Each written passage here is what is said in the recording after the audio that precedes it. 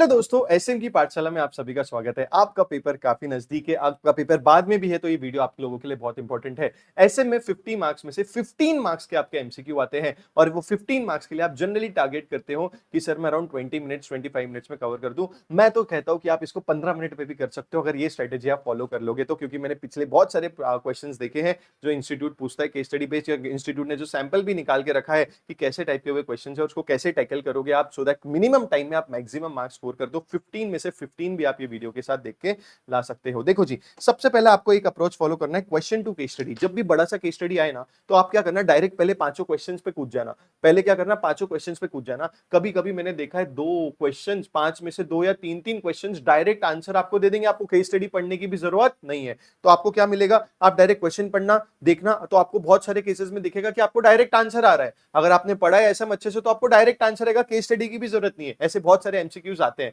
तो ये approach follow करोगे, it is a time saver. बहुत टाइम सेव होगा। कैसे सर? अगर देखो फॉर एग्जांपल 5 में से 2 आ गए, 5 में से 2 आपको आ गए, तो अब आपको जो 3 क्वेश्चन है ना उसको रीड करना है और उसको दिमाग में रख के फिर बड़ा केस स्टडी एक बार पढ़ना है। अगर उस फोकस से देखोगे तो कभी कभी आप देखते हो पहले 2 पैराग्राफ में तीसरे क्वेश्चन का तो एक शब्द ही नहीं है, तो आपको डायरेक्ट दिखेगा कि मेरे को फोकस करना है तीसरे पैराग्राफ से।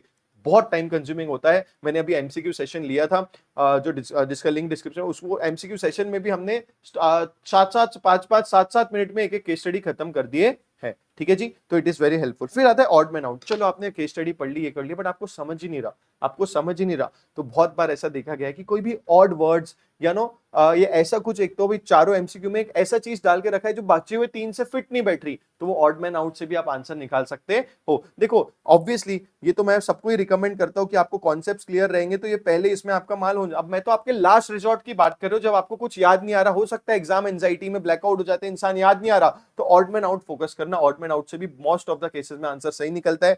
फिर आता है जितना आतना उतना क्रॉस। फॉर एग्जाम्पल ऑप्शन है ए बी सी डी, तो ए बी सी डी आपको पता है कि सर ए तो है ही नहीं और डी भी नहीं है, आपको इतना पता है, तो जितना आता उतना क्रॉस मार देना। ए भी नहीं है और डी भी नहीं है, फिर बी और सी में से इंस्टिंक्ट पे काम कर लेना।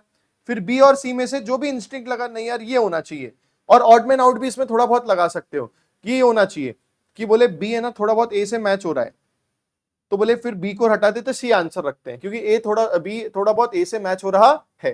तो ये भी एक स्ट्रेटेजी है। और लास्ट होता है केस हंट का टाइम लिमिट रखना पड़ेगा। बच्चों, मैंने देखा है बहुत सारे बच्चे इतना टाइम वेस्ट कर देते हैं एमसीक्यू में कि उनको इतना प्रेशर आता है फिर डिस्क्रिप्टिव में कि डिस्क्रिप्टिव के आंसर की क्वालिटी बहुत खराब हो जाती है। So you have to make sure कि एक टाइम लिमिट आप केस हंट में रखो। आपको पता है कि अगर नहीं आंसर मिले तो बड़ा बार बार 6-6 बार केस स्टडी पढ़ने की जरूरत नहीं है। और जब पहली बार भी पढ़ रहे हो तो इंपॉर्टेंट चीजों को पेंसिल से थोड़ा अंडरलाइन कर दो, कोई टेंशन की बात नहीं होती है। ऐसा ना हो कि आपको सेम केस स्टडी 2-2 3-3 बार पढ़ना पड़े। सबसे पहले क्या फोकस करोगे सर? सबसे पहले डायरेक्ट क्वेश्चन पे जाओगे, क्वेश्चन देखोगे, कभी कभी डायरेक्ट एमसीक्यू का आंसर मिल जाएगा, टाइम बहुत सारा आपका बच जाएगा वो एमसीक्यू के लिए, फिर आपको दिमाग लगाने की जरूरत नहीं। दूसरा, जब आपको कुछ नहीं आ रहा, कुछ याद नहीं आ रहा, ब्लैकआउट हो गया एंजाइटी की वजह से, कुछ समझ में नहीं आ रहा, odd man out approach follow करना। मैंने किया है 1-2 बार, बहुत हेल्प कर सकता है। और जितना आता उतना क्रॉस। अगर आपको लग रहा है एमसीक्यू में से मुझे ए तो पक्का लग रहा है कि आंसर नहीं है, डी भी लग रहा है पक्का नहीं, तो आपकी वैसी प्रोबेबिलिटी 50% हो गई अब सही करने की, क्योंकि 50% गलत वाले तो आपने हटा दिए। आप एकदम डर मत जाना कि नहीं आ रहा, पहले आप ये देखना क्या क्या नहीं है, हाँ वो हटा देना। फिर ये 2 बचा, 2 में एक इंस्टिंक्ट पे काम कर सकते हो, या देख सकते हो ये दोनों में से कोई ए या डी से मैच हो रहा है तो उसको भी हटा देना और बचा हुआ आंसर दे देना। और लास्ट, एक टाइम लिमिट के साथ काम करना। मैक्सिमम आपका 20 मार्क्स 20 मिनट्स के ऊपर, 20 से मिनट्स के ऊपर आपको नहीं लगना चाहिए। और अगर एक क्वेश्चन नहीं आ रहा तो 2 से 3 मिनट के ऊपर केस स्टडी बाद में नहीं रेफर करना चाहिए। हो सकता है आप क्या कर लो, पहले डिस्क्रिप्टिव कर लो और उसके बाद आप बचा हुआ कर लो। So this was a small tip for MCQ cracking. This really helps. ये छोटी छोटी सी बातें हैं बट बड़ी हेल्प करती है बच्चों। अगर ये वीडियो अच्छा लगा होगा प्लीज कमेंट बॉक्स में जरूर बताना। मिलते हैं नेक्स्ट सेशन में। ऑल द बेस्ट, धूम मचा के आ जाओ अपने पेपर में। एसएम की पाठशाला में आप सभी का इंतजार रहे।